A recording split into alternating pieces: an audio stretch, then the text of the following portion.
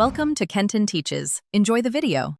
In this video, I will show how to make circle animation in After Effects.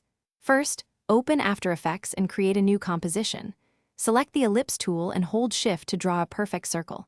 Center your anchor point and align the circle to the composition. We'll then add the Trim Paths operator to this shape layer. This powerful tool allows us to animate the start and end points of our circle's path, creating dynamic drawing effects. Let's dive in. Now, let's animate with Trim Paths. Expand your shape layer properties and find Add then Trim Paths.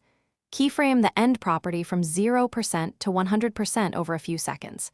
This makes your circle draw itself on screen.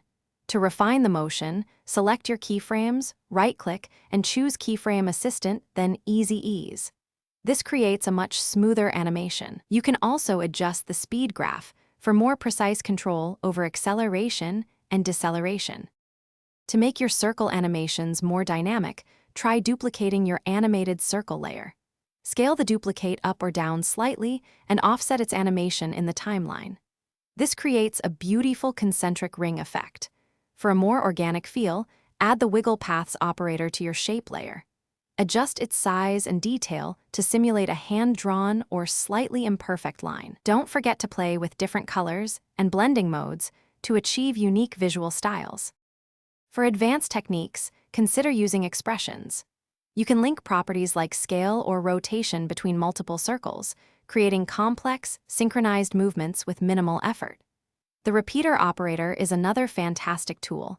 It duplicates your shape and its transformations, allowing you to build intricate geometric patterns and mandalas. Remember to check the description for a link to a book that can truly change how you think about money, as well as other deals. Practice these techniques to elevate your After Effects skills.